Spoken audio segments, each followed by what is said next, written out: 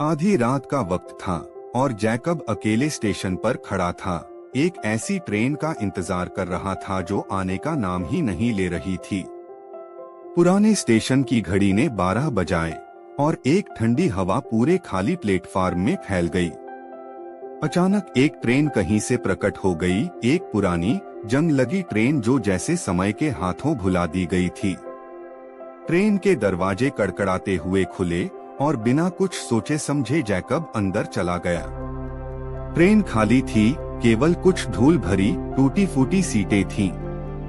जैसे ही ट्रेन चलने लगी, जैकब ने खिड़कियों की ओर देखा, पर वो बिल्कुल काली थीं, न कोई प्रतिबिंब, न कोई दृश्य, बस अंधहीन अंधकार। अचानक कंडक्टर दिखाई दिया, एक बूढ़ा आदमी पुराने से वर्दी में। उसने जैकब को एक टिकट दिया जिस पर केवल एक शब्द लिखा था, नोवेयर। जैकब का दिल तेजी से धड़कने लगा।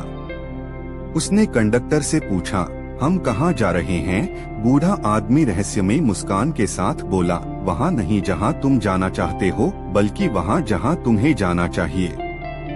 ट्रेन घंटों चलती रही, हालांकि समय जैसे थम सा गया था।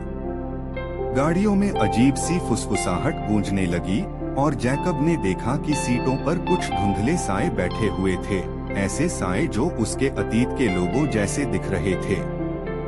एक पुराना दोस्त जिससे उसने धोखा किया था, एक रिश्तेदार जिससे उसने कभी माफी नहीं मांगी, वे सब बिना पलक झपकाए उसे घूर रहे थे। जब ट्रेन आखिरकार रुकी तो जैकब नीचे उतरा, लेकिन वह किसी स्टेशन पर नहीं था। वह अपने बचपन के घर के सामने खड़ा था, दरवाजे पर। ट्रेन गायब हो चुकी थी, केवल टिकट उसके हाथ में रह गया था। फुसफुसाहट आखिरी बार गूंजी, सुधार लो। जैकब ने गहरी सांस ली और दरवाजे पर दस्तक दी। दरवाजा खुला और सामने उसका बिछड़ा हुआ भाई खड़ा था, उतना ही हैरान जितना जैकब था। यह एक मौका था, शायद आखिरी, चीजों को सही करने का।